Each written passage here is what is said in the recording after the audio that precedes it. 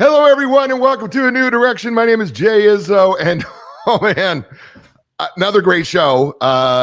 You know what? Sometimes big things come in small packages. Today's show is no exception. I am so thrilled to bring you for the first time ever on this show, and I've been doing this is our 7th year. I've never done a pocketbook. Well, Major General John Granski, who wrote Iron-Sharpened Leadership, who we've done on this show and we've talked on this show. Fabulous book. I've said this, I've recommended this to my coaching clients over and over and over again who are interested in leadership. And I will say it again, in leadership books that I've read, top three leadership books I've ever read, Iron-Sharpened Leadership. Get it out. Just get out there and get yourself a copy of it. But he wrote this little pocketbook. I got some big paws. Don't get me wrong. I got some big old farmer boy hands. All right, here, but it's a pocketbook. It's called Leadership Sharpeners: Leading as an Iron-Sharpened Leader. And I want to tell you something. You should have these in your office, handing them out to your people. You need to read it, and then your people should have it. And you could treat it as like any of those moments where you got an extra 5 minutes, here and there. And we all do. There's 5 minutes where we're just blankly staring at a wall somewhere. Just read one of these chapters. You could do it. You could do it in 5 minutes, and it will help you grow. It'll help you learn. It'll change you, the way you fundamentally think and do leadership. It will remind you of the things that you forgot, because that's what it did for me. The fact of the matter is, knives get dull over time with use. And oftentimes in leadership, we can get dull. We take for granted our leadership. We keep doing the same things we've always done. And we don't realize that we're actually dulling our blade, our leadership blade.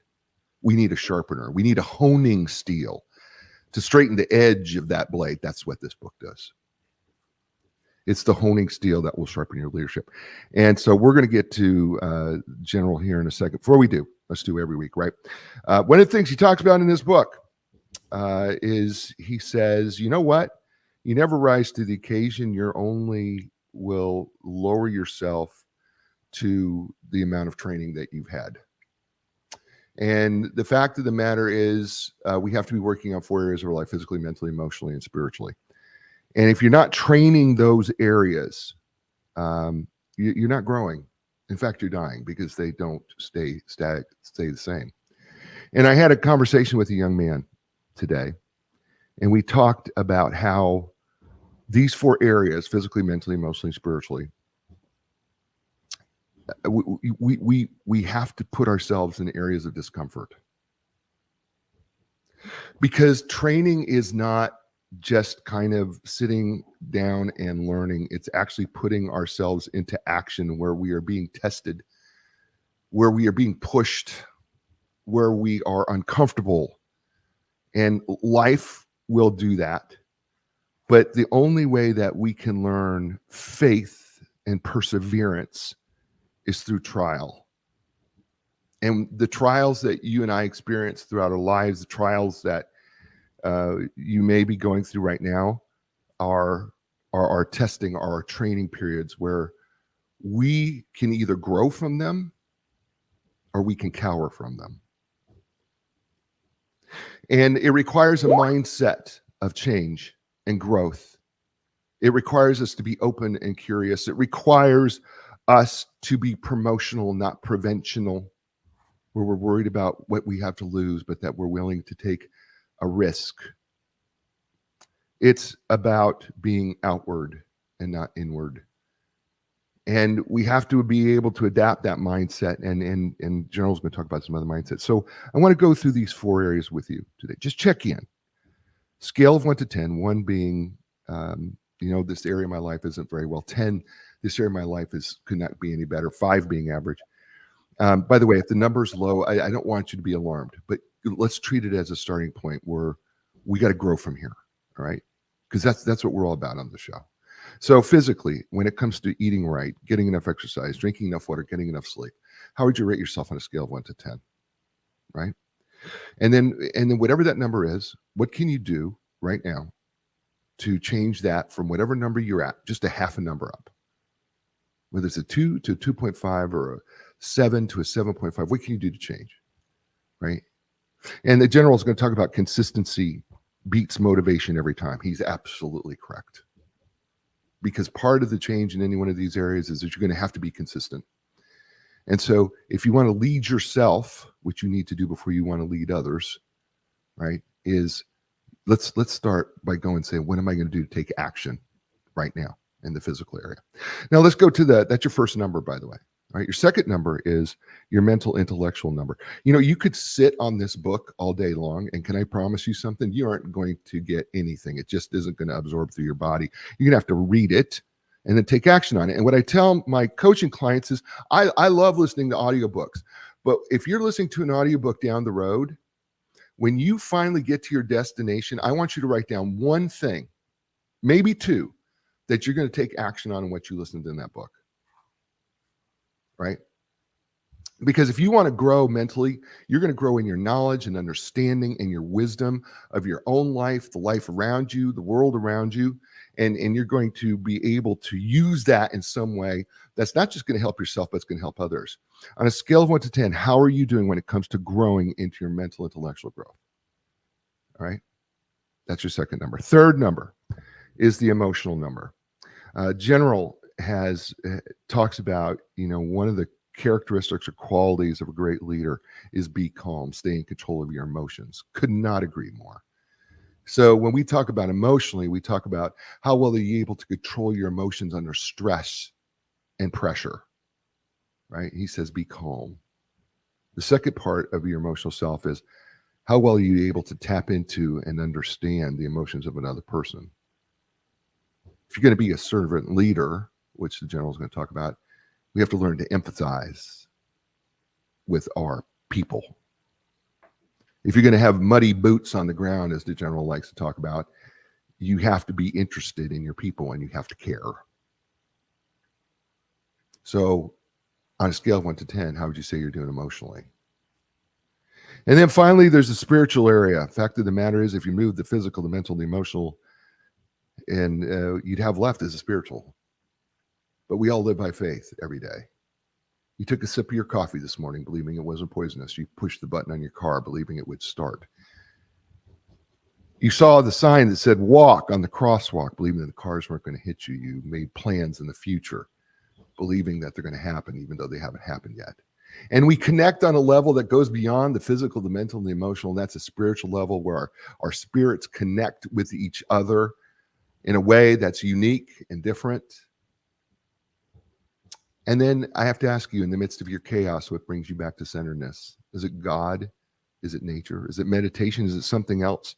But the bigger question is it working? Because if it's not, what are you going to do to change it? Those 4 areas are like the air in the tires of your car. If one tire is too low, it's going to be hard to steer the car. It's going to be hard to get that car to go in the right place. And if all 4 tires are too low, well, what's going to happen is you're going to ruin the car over the course of time if you continue to drive it. So we want to bring our tires up to that level and speak of somebody who does that so well. His name is Major General John Granski. He's U.S. Army retired. The general currently serves as senior mentor for the U.S. Army Mission Command Training Program, adjunct fellow for the Center for European Policy Analysis, and president, CEO of Leader Grove, which is his leadership development management consulting firm. He served for over 40 years in the United States Army and in the National Guard, and retired from the Army in 2019. In Ramadi in 2005, which is considered to be the bloodiest place on the planet, where he led a brigade of over 5,000 plus soldiers, Air, Navy, Marine troops. He commanded 28th Infantry Division, known as the Bloody Bucket, from 2012-2016. He was a deputy commanding general of the United States Army in Europe. He's completed airborne school, ranger school, infantry officer, advanced training, U.S. Army and the U.S. Army War College. His military awards and decorations include the Army Distinguished Service Medal, the Oak Leaf Cluster, Legion of Merit, Oak Leaf Cluster, Legion of Merit with Oak Leaf Cluster, Bronze Star, Iraq Campaign Medal, Combat Infantry Badge, Ranger Tab, and Basic Parachutist Badge. He is a much sought after keynote speaker. He's fabulous, folks. I've listened to him. He's also a great writer. And he's also a great leadership seminar facilitator. You can learn so much more. Just go to johngronski.com. It's JOHNGRONSKI.com.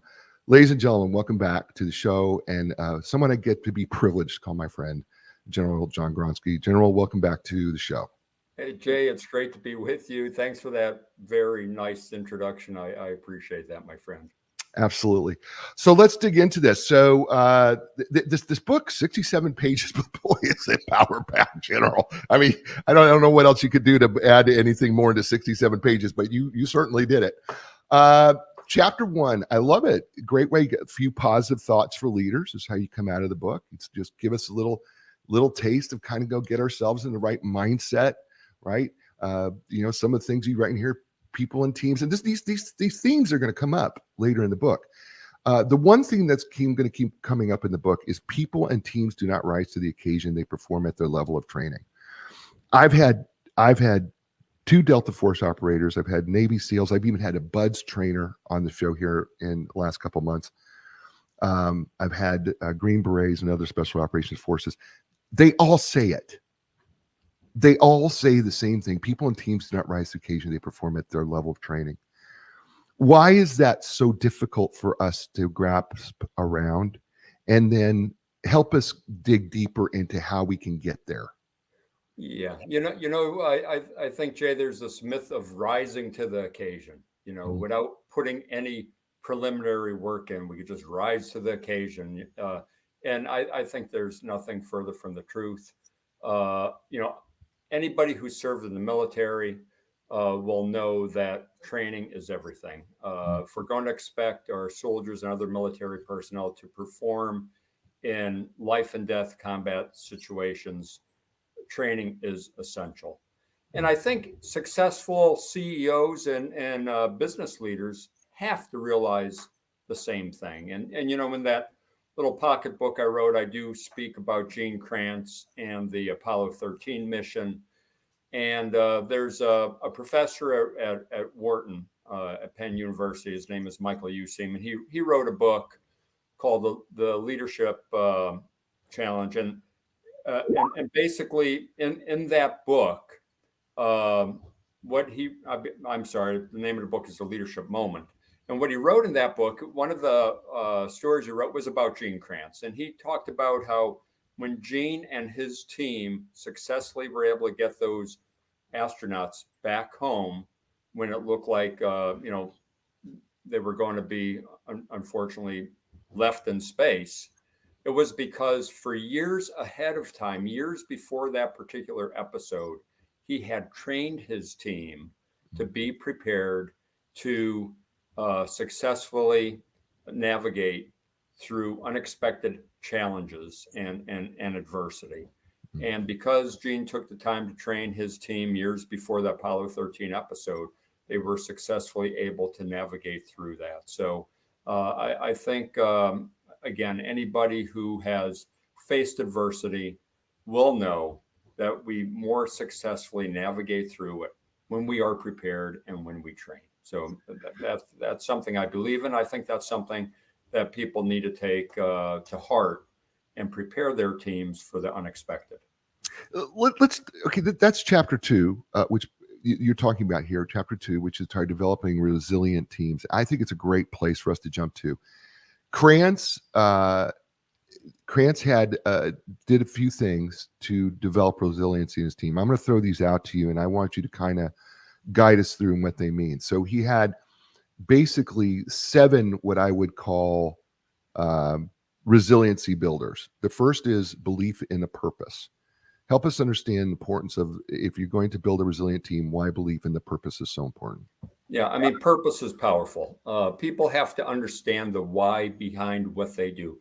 People have to understand, why do they get up out of bed in the morning? Why do they go to the workplace? What is important about the job they do? And I think if leaders are able to instill that sense of purpose in their team, explain to the team why the work they do is extremely important, then the team is going to be inspired and the team is going to be able to work through tough circumstances in order to achieve the mission. And when we talk about leadership, it's about influencing the people we lead to achieve the mission and to make the organization better. And people could only do that if they believe in their purpose.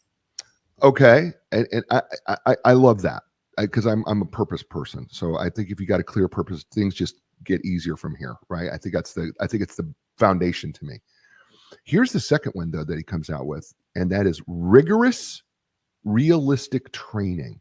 Now, I think we can kind of get it in a military setting. Help us adapt that to the business setting.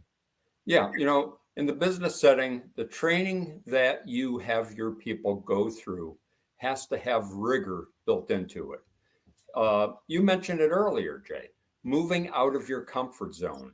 You've got to find a way to develop an environment during a training environment where people feel some discomfort, and people have to move out of their comfort zone.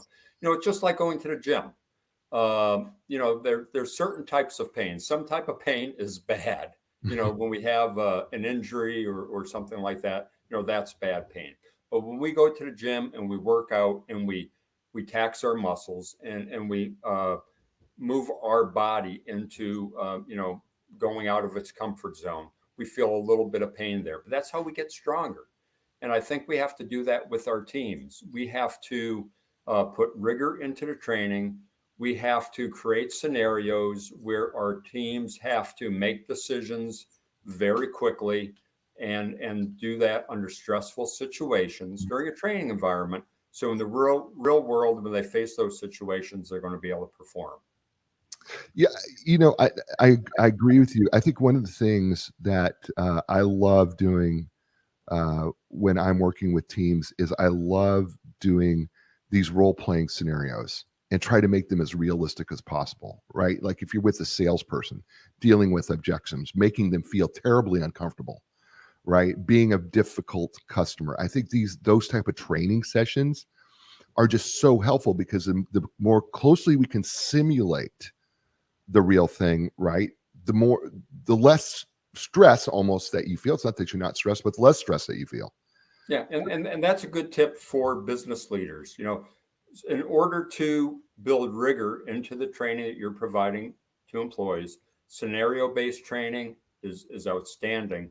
And vignette-based training is also outstanding, where you provide a vignette to the people you're training and have them talk and work through how are they going to deal with that particular situation or vignette.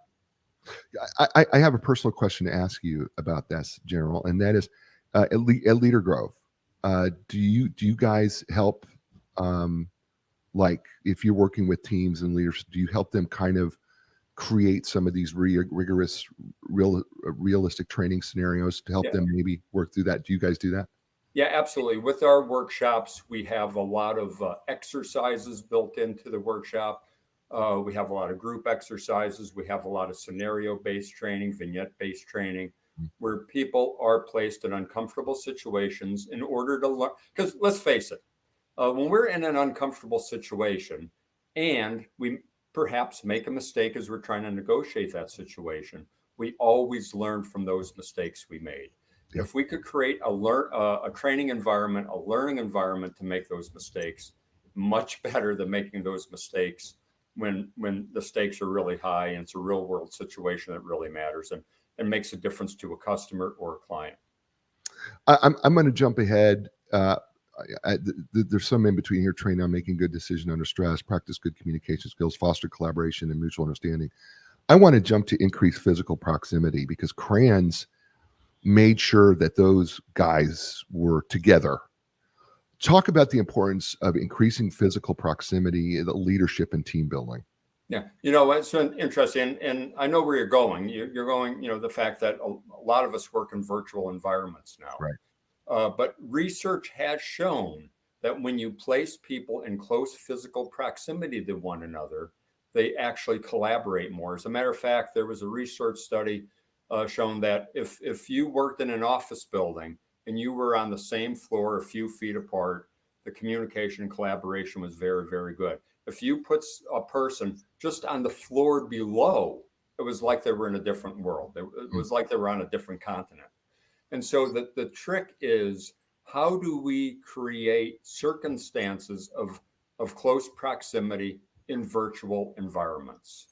And I think there's, again, nothing could take the place of the actual physical proximity, but I think we could do things by getting people to collaborate more online, by perhaps sharing more about themselves when they're online, about maybe ensuring that people keep their camera on and don't turn their camera off when they're in a virtual meeting, things like that. So you could not only hear a tone of voice, but you could also see body language and those type of things.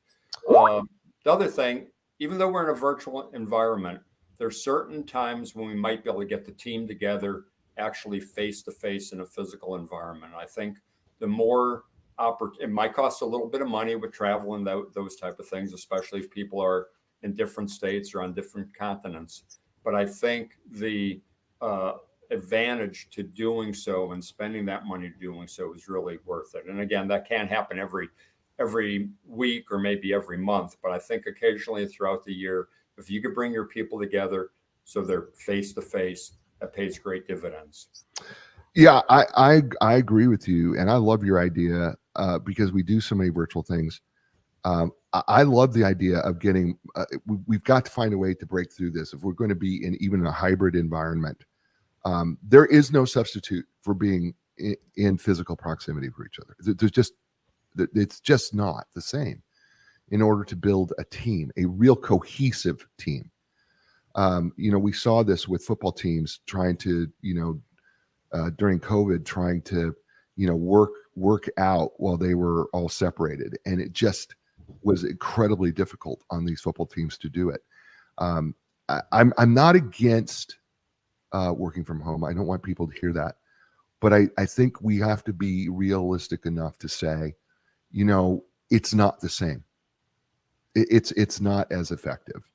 And I think that's the challenge for us, is to try, how do we figure out to make it more effective? Yeah. And the thing, Jay, I think if you're going to create some rules and some norms and some standards when operating in a virtual environment, in virtual meetings, like I said, having people, keep their camera on and not just turn it off. Right. You have to explain to people why you're doing that.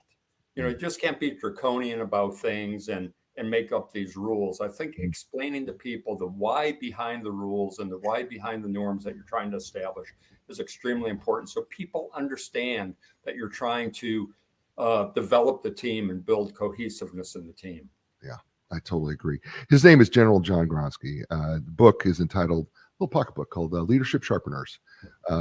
Leading as an Iron-Sharpened Leader. It's fun, it's awesome, it's insightful, it's fantastic, and you should have 100 copies in your office for yourself, for your team, and to give away. And if you need more than 100, buy more than 100, but you should have, I'm just telling you, you need to have this little booklet. It's so good for you.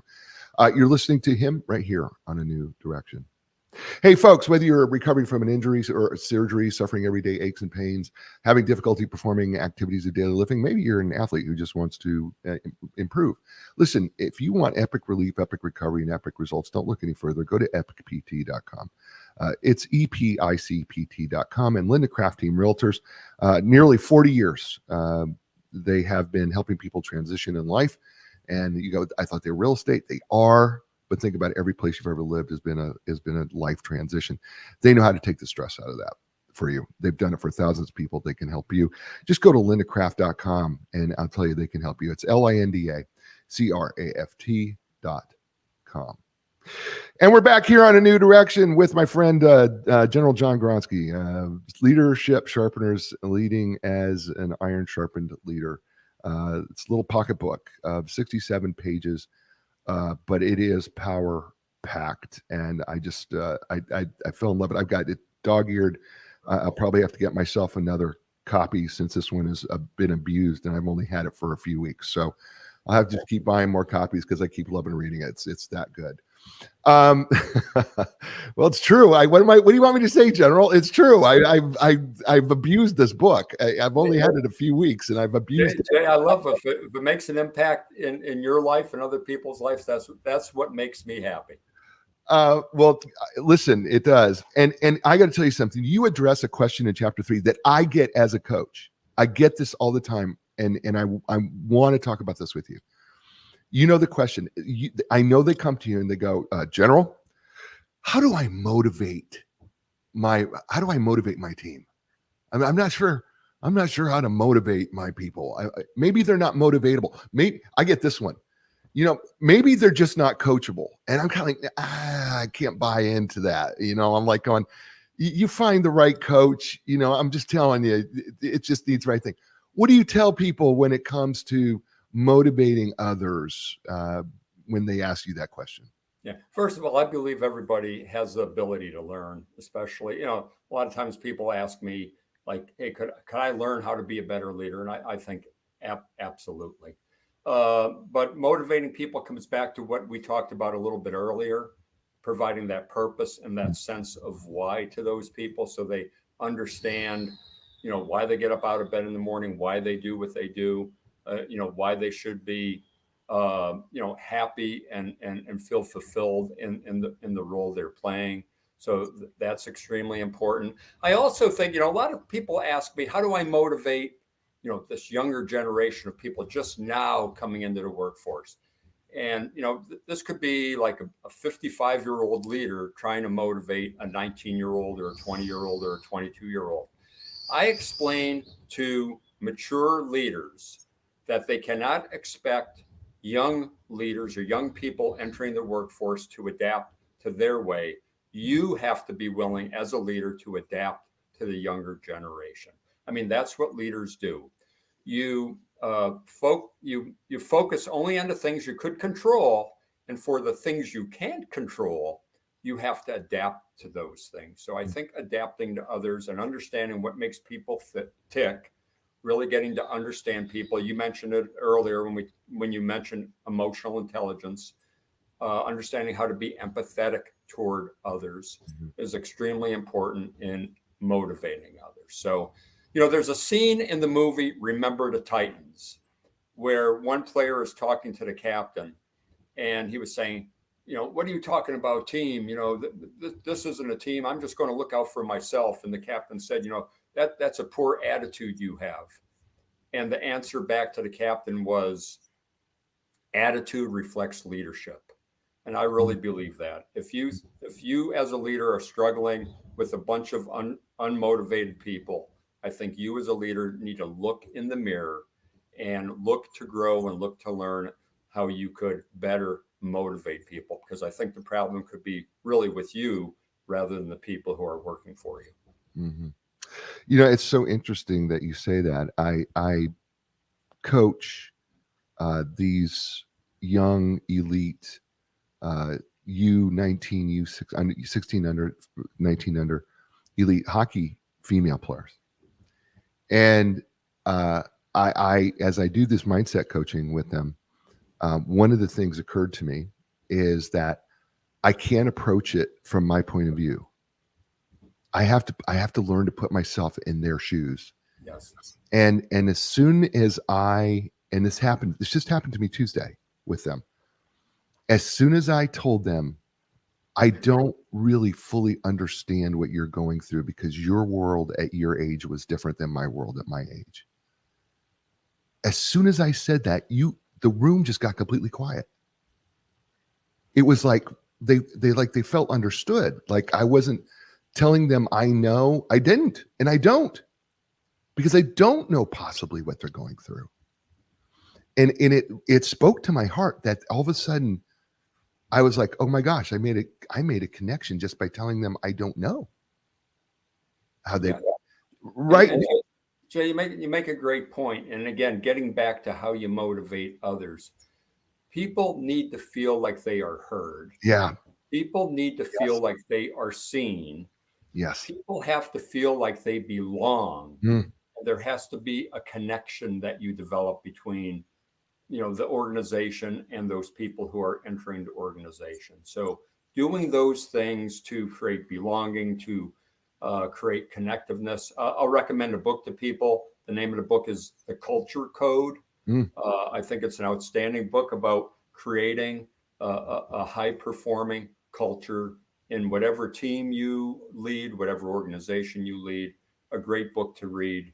And it's all about creating that sense of belonging and connectiveness in order to motivate others. What a great segue into chapter 5, because you threw out a word that my Microsoft Word note taking does not like. And it's called peopleship. It does not like the word peopleship. And so in chapter 5, you say leadership must practice peopleship. Help people understand, because I love this. So tell people understand peopleship and practicing peopleship. Yeah, I mean, it's all about understanding that leadership is people centric. It's not thing centric. It's not statistic centric. It's people centric. It's all about, you don't influence things, you influence people. And as long as a leader understands that, they're going to be successful, because then they're going to understand that they have to show people that they care about them. They have to create the sense of trust in an organization. And again, you don't create sense between you and an inanimate object. You create trust between you and another living and breathing human being. So as long as you understand it's about the people, you will be, I think, have a greater chance of being an effective leader. Chapter 7 is called Leveraging Traits, Tools, and Values. And there's a couple of things here I want to. First of all, traits, tools, and values. Traits you list out here: self-discipline, respect for others, and resiliency. Let's talk a little bit about traits. When we say traits, these are the leadership traits that you believe, or that you have found in your research, or that you've experienced, right? Self-discipline, respect, and resiliency. Is that how I read that correctly? Yeah, absolutely. It's really leadership attributes or behaviors that you exemplify or practice as a leader. And those are, 3 very important ones right there that you mentioned. The last one, resiliency. And we've talked about this. I don't think you can develop resiliency without discomfort. Exactly. Right? Yeah. I don't know that it's possible. Is it? No, you have to be able to move out of your comfort zone. And again, resiliency doesn't happen on its own. You've got to train yourself to be resilient. Just as we talked about earlier, you have to train your team to be resilient and to be able to overcome adversity and overcome challenges. You've got to train yourself the same way. And one way to do that is by getting out of your comfort zone. And I love the way you introduce your program to people when you talk about those elements of fitness, which I also believe in: the physical, the mental, the emotional, the spiritual. You've got to work on all those 4 elements of fitness in order to be a resilient person. I truly believe that. The other thing that we don't talk about enough, I don't think, Jay, is leaders have to allow themselves to be vulnerable. And again, ways to be vulnerable: moving out of your comfort zone, placing yourself in difficult situations on purpose. So when you face difficult situations unexpectedly, you're going to be able to perform at the level necessary for a leader to perform at. But other ways to demonstrate vulnerability is admitting to people you lead that, hey, I don't have all the answers. The reason leaders have teams around them is because a leader doesn't have all the answers. That's the purpose of the team. And so a leader admitting that to people, in a humble way, but also a confident way, and asking people for their opinions before you make the decision, understanding that once you make the decision, you own the decision. You don't push that on somebody else if the decision is a failed decision. You have to own it, even though you ask other people their decisions. And then the third way to allow yourself to be vulnerable is by sharing stories. Now, what kind of stories? Stories about times you made a mistake and how you were able to overcome that mistake and learn from that mistake. That absolutely demonstrates vulnerability if you're going to be sharing with other people that you lead that, hey, I made a mistake once upon a time, and guess what? I was able to overcome that mistake. I learned from it. Actually, I rose to this level of leadership I'm in right now. So it wasn't, a mistake that ended my career. And letting people know that, hey, mistakes are going to happen. We're all human. And there's ways to overcome those mistakes and learn from them and still be successful. And then the other story you should share with people, share stories with people about where you came from, the challenges that you had to overcome as you made your way through life to your current level of leadership. Yeah, I think, I don't know where I heard this. It's like, it's not that you're not going to fail. It's what do you do with your failure? Yes. Right? I'm not sure where that is, but that's a level of vulnerability that you have to make a deliberate choice. And I want people to be clear on this. There's a difference between vulnerability and disclosure. Mm-hmm. Yes. And you're absolutely right, Jay. I like to say to people, you don't need to bare your soul to the people you lead. There's certain things, that you do need to keep private. We all have to have those boundaries. But to share a story about a mistake you made and how you were able to overcome it and how you were able to learn from it so they don't make the same mistake, I think is a really good technique. Allows yourself to be vulnerable, but it also allows you to coach and mentor people along the way too. Let's talk about tools, decision-making, communication, and lessons learned. You call these tools. Help us understand these tools of decision-making, communication, and lessons learned. Yeah, the decision-making, for example. I mean, I learned in the Army a classic decision-making process of you receive a mission, you do a mission analysis where you determine things such as, hey, what resources do I have? What are some assumptions that I've either got to prove or disprove, et cetera, et cetera. And then you develop various courses of action. And in the Army, you generally develop maybe 2 or 3 different approaches or what we call courses of action. And then you analyze each course of action for pros and cons. You compare each course of action, and then you eventually make a decision. I mean, that's a classic decision-making process in the military that really, if you look at most business books, you're going to see that same outline laid out there. So it's not only for the military, it's also for business. So we talked about Colin Powell's 40-70 rule, I believe. And that's important too, to be able to find that sweet spot between 40 to 70% of the information available, understanding that you're going to have to make a decision with less than perfect information, but then you monitor that decision as new information becomes available, you adapt or pivot if you need to. And then the other thing I want to talk about, Jay, as far as a tool is that lesson learned. In the Army, we called it an after action review. And that's after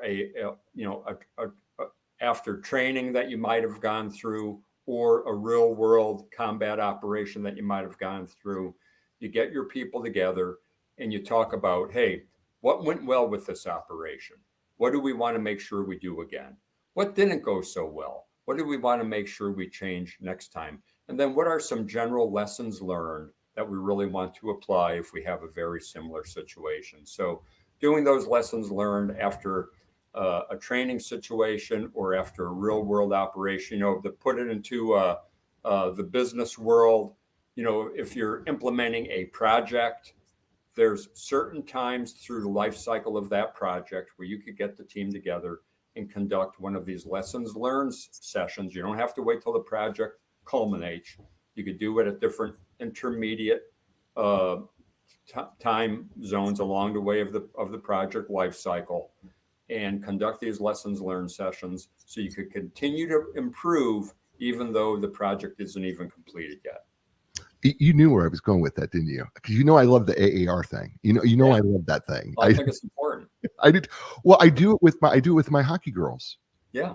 I after practice, we do it. We do it as a team and individually. Ask the 3, and they all know the 3 questions. If I say we're doing the AAR, everybody goes, oh, and I'll ask them, and they'll go, okay, what went right, what went wrong, what do we got to do better, right? And Yeah. I'm like, they got it, and so I don't have to. I just go, what's AAR time, and then they just start going. Yeah. And it's really, really cool with what they come up with. And then I submit that report to the coach, and I go, this is what they came up with. And the coach goes, huh, I didn't see that, or whatever, right?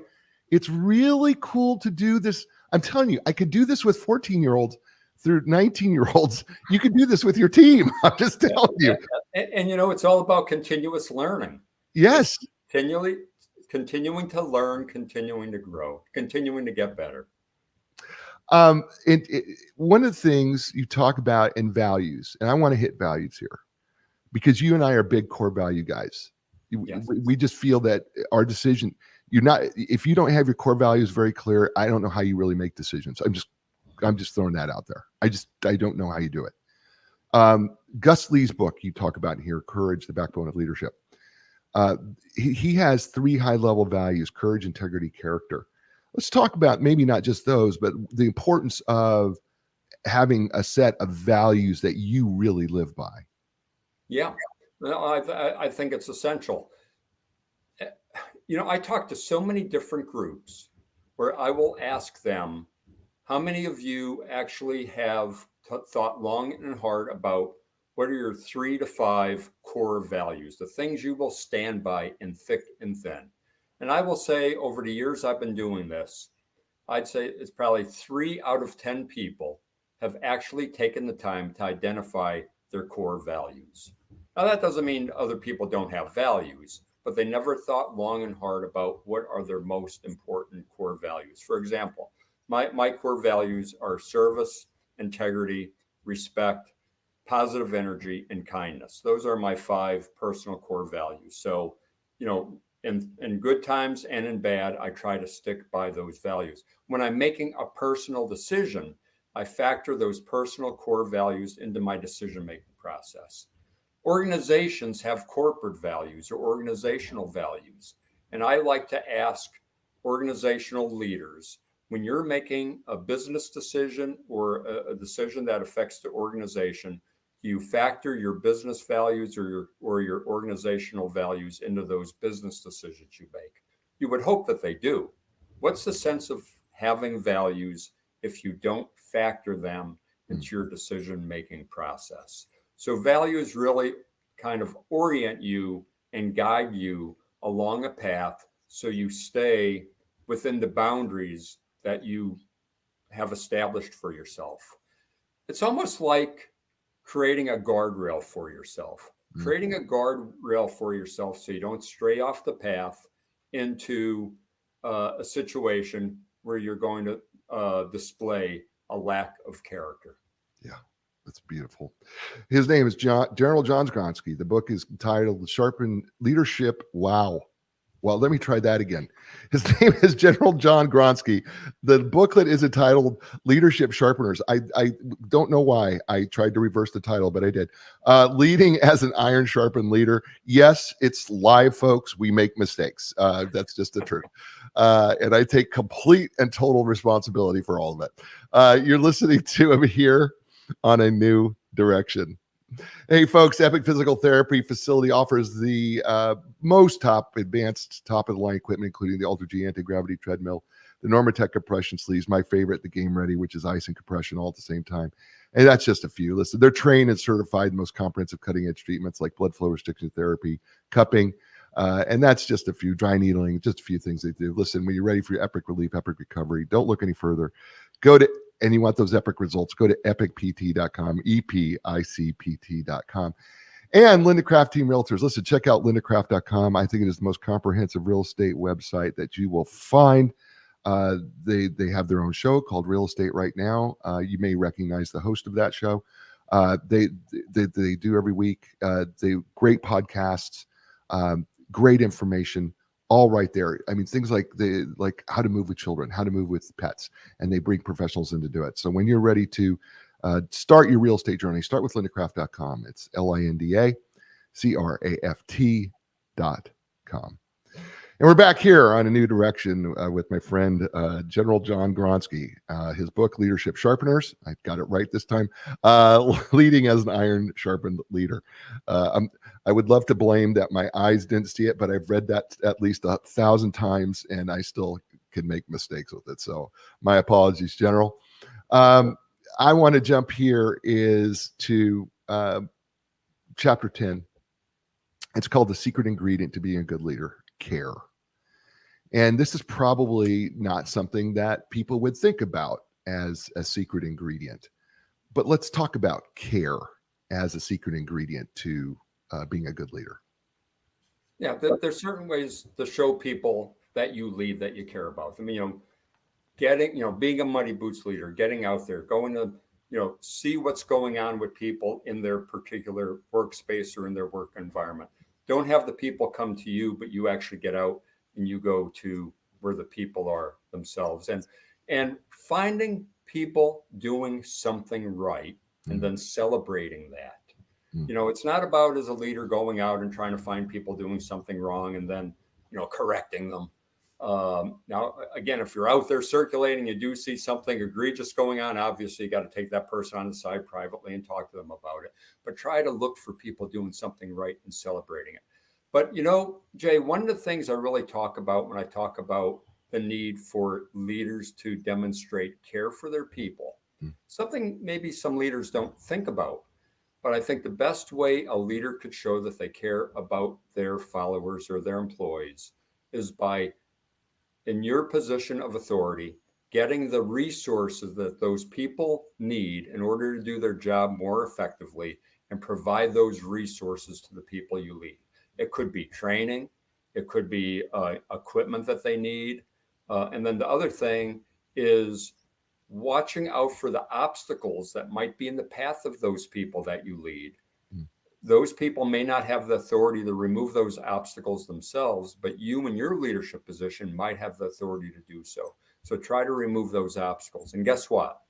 If you're in a leadership position and you don't have the authority to get certain resources that your people need, or to remove certain obstacles that your people need removed from their path, that's where then you go to your leader and you argue for those resources, or you argue to remove an obstacle so people do their job better. An example of an obstacle might be a rule that really doesn't make any sense, that is preventing your people from doing their job effectively. And if you don't have the authority to change that rule, you go to your boss and you argue for getting that rule changed. That's just an example of an obstacle that might be in somebody's path.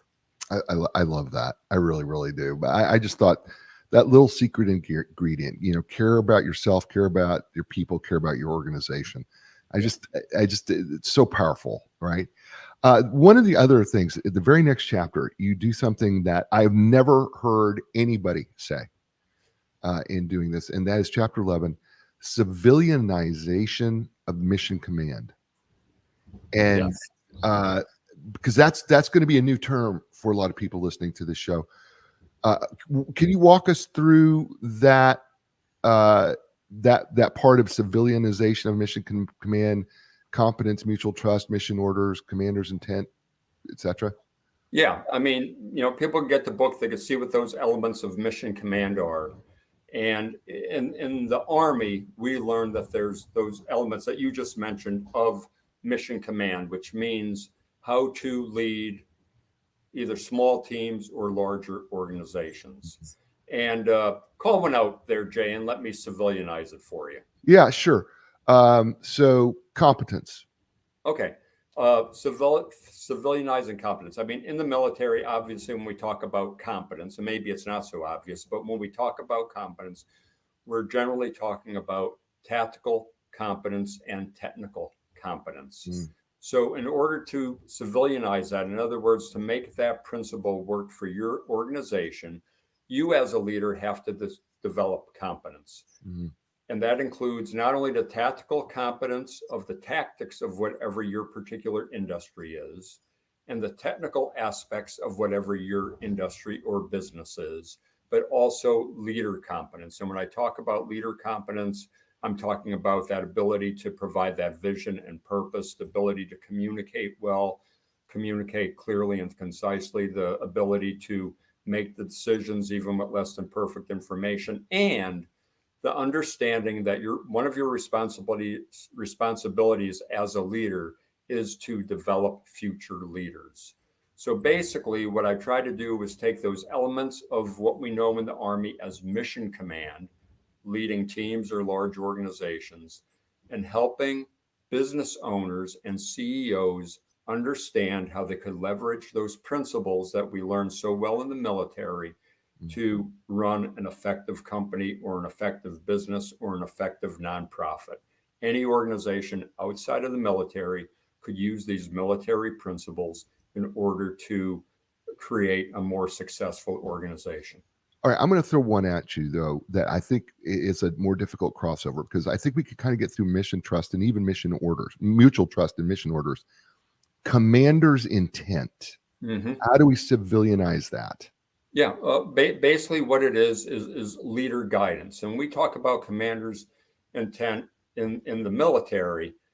We're talking about the overarching purpose of what we're trying to achieve. We're talking about the key tasks that are necessary to achieve that overarching purpose. And a thing that a lot of civilian leaders never think about perhaps communicating to the people they lead is, what does the end state look like?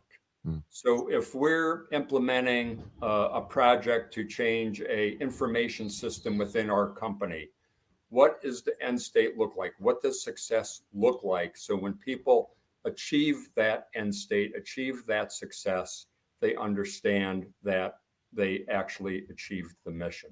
So again, it comes down to overarching purpose, key tasks, and the end state that you're looking for when you know that you were successful. I just think it's a really power-packed little chapter there, but it's really, really good. I really enjoyed it. I got one more here for you. It's chapter 12, and I cannot let you go without talking to this.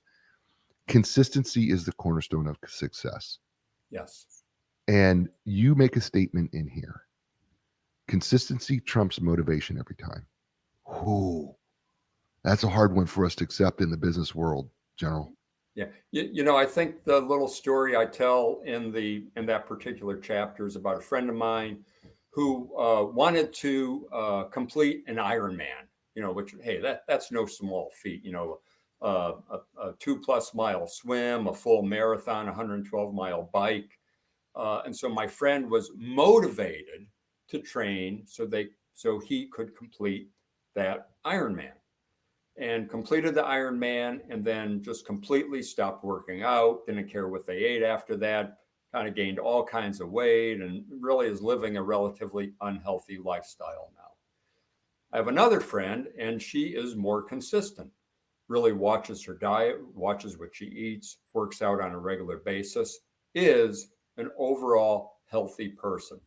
Never completed an Ironman, but is in tip-top physical, mental, emotional, and spiritual shape, because she's been consistent about what she does on a daily basis.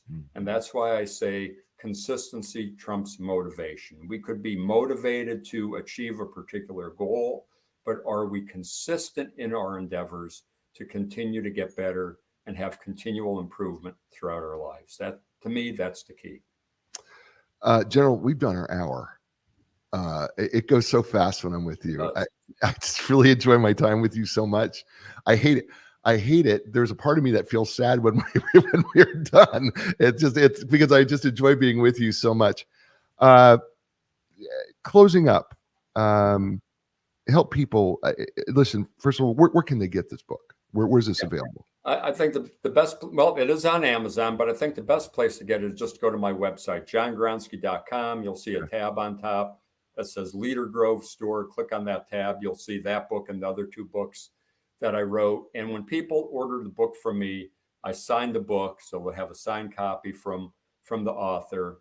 And I love when people order the books, because I know they're going to gain a lot of valuable insight from it. So that's the best place to get the book. My website, johngronski.com.